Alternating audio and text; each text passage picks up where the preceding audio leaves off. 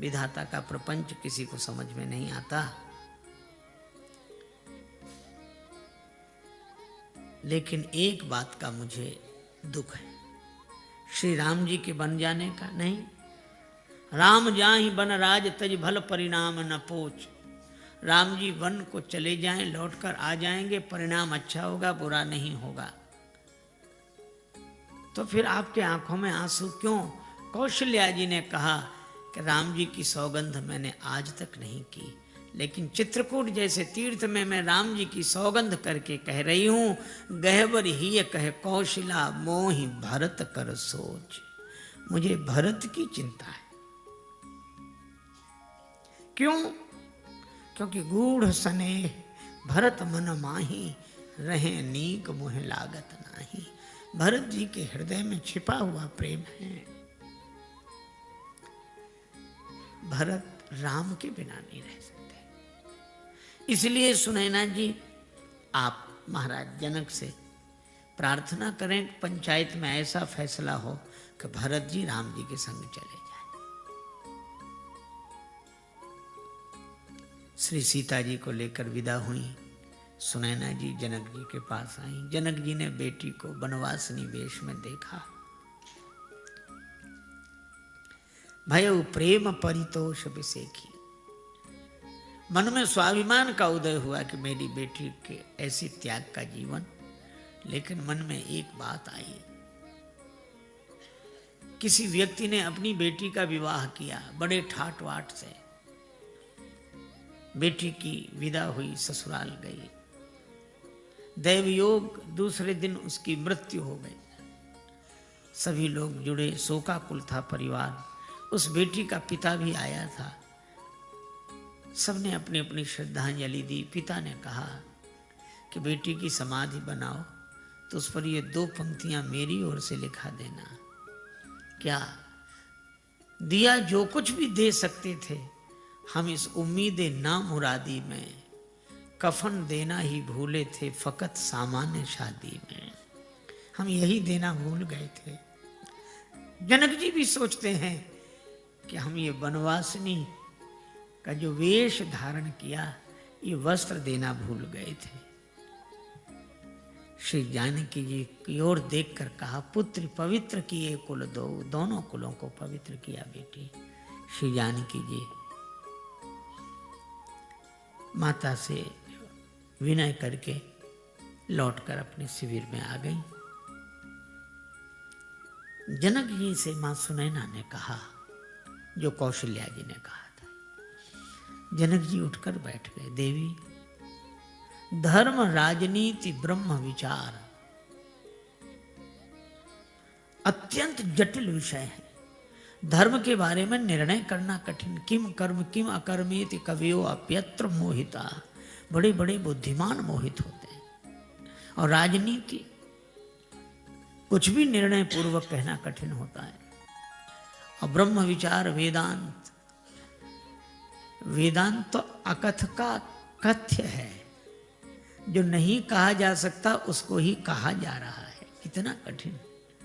पर श्री जनक जी कहते हैं, तीनों विषयों में मेरा अधिकार है, पर मेरी ऐसी सूक्ष्म बुद्धि भी सोमति मोर भरत महिमा ही कहे काह छुअ सकत न छाही। ऐसी मेरी बुद्धि भरत जी की महिमा क्या कहेगी, उनकी परछाई भी नहीं छू सकती। भरत जी के गुण तो एक ही हैं जो जानते हैं, वे हैं श्री राम। भरत महामहिमा सुन रानी, जानहि राम न सकहि बखानी। पर भरत कथा भवबंध विमोचनी। पूरी रात यही चर्चा करते रहे। इधर श्री भरत सब सो रहे हैं, पर 2 भाई जाग रहे हैं। एक नेम के कारण, एक प्रेम के कारण, एक राम जी के चिंतन में, एक राम जी की चिंता में। एक सजग लोचन है, एक सजल लोचन है। नेम के कारण जाग रहे हैं श्री लक्ष्मण, और प्रेम के कारण जाग रहे हैं श्री भरत। लक्ष्मण जी राम जी के चिंतन में जाग रहे हैं, भरत जी राम जी की चिंता में जाग रहे हैं। नींद नहीं आती। श्री भरत यही सोचते हैं कि ही विधि हो ये राम अभिषेको, मोहि अवकलत उपावन एको। मुझे कोई उपाय समझ में नहीं आता। अहो अहो इस शिला खंड पर बैठा कौन तपोधन, एकटक रहा निहार गगन को करता अश्रु विसर्जन। मन में एक बात आई, माता कौशल्या के कहने से राम जी लौट जाएंगे। मैं मां कौशल्या से ही कहूंगा। मन में हर्ष की लहर उठी, लेकिन फिर विषाद आ गया। कौशल्या माता के कहने से लौट तो चलेंगे श्री राम, लेकिन कौशल्या माता कहेंगी तब ना। मां तू कहें बहुरई रघुराऊ, लेकिन राम जननी हठ करवि की काऊ। व्यंग कितना मधुर है। वे राम जी की जननी हैं, वे हठ करना क्या जाने। हठ करना तो भरत की मां को आता है, राम की मां हठ करना क्या जाने। श्री राम जी की मैया हठ नहीं करेंगी। तो गुरु जी के कहने से तो राम जी अवश्य लौट जाएंगे। ठीक है, मैं गुरुदेव से प्रार्थना करूंगा। फिर हर्ष, लेकिन लगा कि बात बनेगी नहीं। मुनि पुनि कहो राम रुचि जानी। राम जी का जैसा रुख देखेंगे गुरु जी वैसे ही बोलेंगे। उनका तो एक ही है, न गलत चाहता हूं न सही चाहता हूं, जो तुम चाहते हो मैं वही चाहता हूं। प्रभु तेरी हां में मेरी भी हां है, और तुम्हारी नहीं मैं नहीं चाहता हूं। अच्छा भरत तुम ही क्यों नहीं कहते? मैं कहूंगा, क्या कह पाऊंगा? मैंने आज तक राम जी की ओर मुख उठाकर देखा नहीं है। दर्शन तृपित न आज लगी प्रेम प्यासे, नयन मेरे नेत्र भगवत दर्शन से कभी तृप्त नहीं हुए। और अगर मैं हठ करूं तो मैं तो सेवक हूं। सेवक का धर्म चला जाएगा। जो हठ करूं तो निपट कुकर्मो, हर गिरते गरु सेवक धर्मो। करके नजरे इनायत वो आए, मगर क्या कहें यार हमको। उसी वक्त पर अपने ऐबों गुनाहों की याद आ गई, इसलिए उनसे नजरें मिला ना सके। मैं कैसे कहूंगा? पूरी रात बीत गई, एक जुगति न मन ठहरानी। सोचत भरत ही रहे न बिहानी। सवेरे गुरुदेव के पास आए, प्रणाम किया। गुरुदेव ने कहा कि भरत, मुझे तुमसे एक बात कहनी थी। क्या?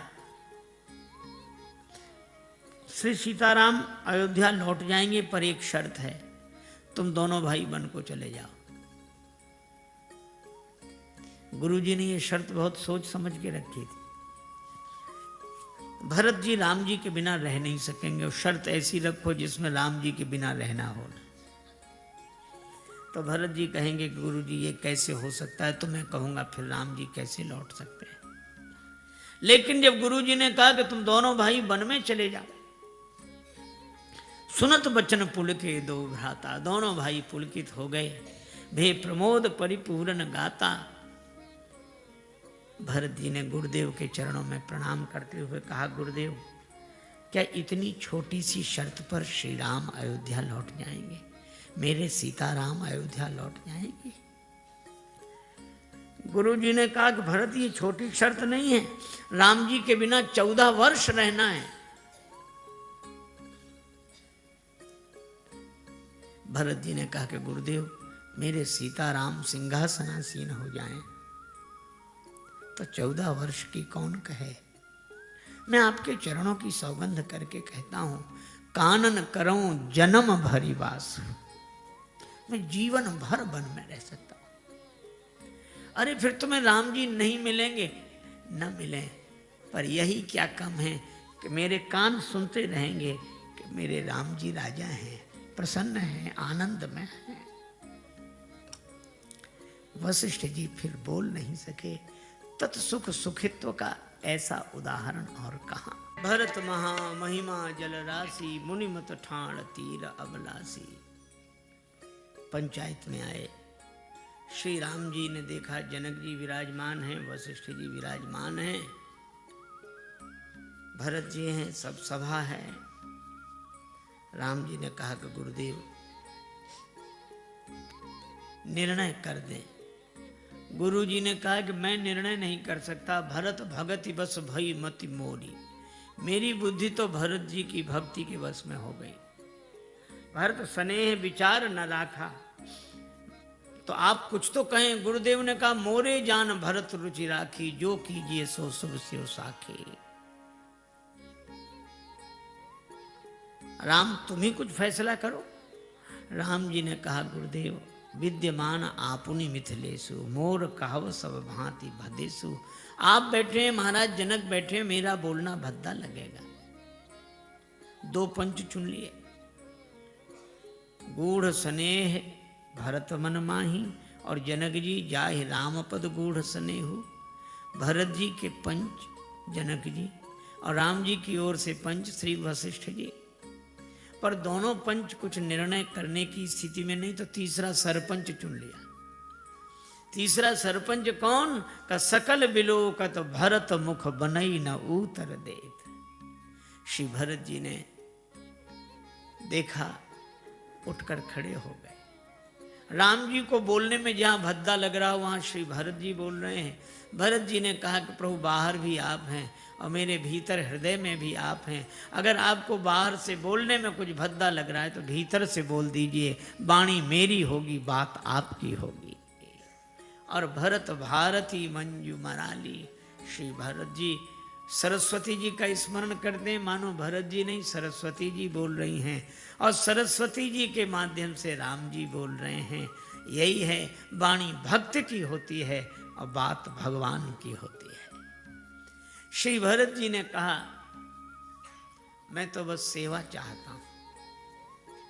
भगवान ने कहा कि मुझे अवध ले चलकर मेरी सेवा करो या मेरे साथ चलकर मेरी सेवा करो। श्री भरत जी बोले दोनों बात नहीं कह रहा हूं। फिर का आज्ञा समन साहेब सेवा, आदेश मिल जाए, आज्ञा मिल जाए। राम जी पुलकित हो गए। राम जी ने कहा कि भरत पितु आए सुपाल ही दो भाई, दोनों भाई पिता की आज्ञा का पालन करें। मैं जानता हूं कि तुम्हें इसमें बड़ी कठिनाई, निर्णय हो गया। भरत जी ने 5 दिन में चित्रकूट का दर्शन किया। आज सुंदर दिन जानकर जाने की बात मन में है, पर राम जी कुछ कहने में संकोच कर रहे हैं। तो राम जी ने सोचा कि हम कैसे कहें कि आप लोग जाओ, कोई दूसरा कह दे। तो श्री राम जी ने देखा, गुरुदेव की ओर देखा। आप कह दें, गुरुदेव मन ही मन सोच रहे हैं कि मेरा काम तो जीव को भगवान से मिलाना है, मिले मिलाए को अलग करना तो नहीं। श्री जनक जी की ओर देखा, और श्री जनक जी कहते हैं कि मैंने तो कोई फैसला किया नहीं, मैं कैसे कह दूं कि जाओ। कोई और व्यक्ति कह दे। और उसके बाद राम जी ने सकुच राम पुनि अवनि बिलो की, धरती की ओर देखा। भरत जी समझ गए, उठकर खड़े हुए। आय सुदेय देव अब सबुई सुधारी मोरी। आप आज्ञा दे दें, आधार मिल जाए। भगवान ने पादुका दी। श्री भरत जी ने पादुका अपने सिर पर रखी। भगवान ने कहा कि भरत तुमने मुझसे आधार मांगा था, हमने तो तुम्हारे सिर पर भार डाल दिया। भरत जी ने कहा कि प्रभु भार नहीं, आधार है। आधार कहीं सिर पर रखा जाता है? हाँ प्रभु, कब का सिर पर ज्यादा भार आ जाए तो आधार सिर पर ही रखना होता है। लोगों ने मेरे सिर पर अयोध्या का भार डाल दिया, आपने पादुका दे दी। अब राज्य का भार उठाने का आधार मिल गया। अब वो राज्य का भार जो मेरे सिर पर था, आज से पादुका पर रहेगा। सिर पर लोग कुछ सामान रखना हो तो पगड़ी का आधार रख लेते हैं,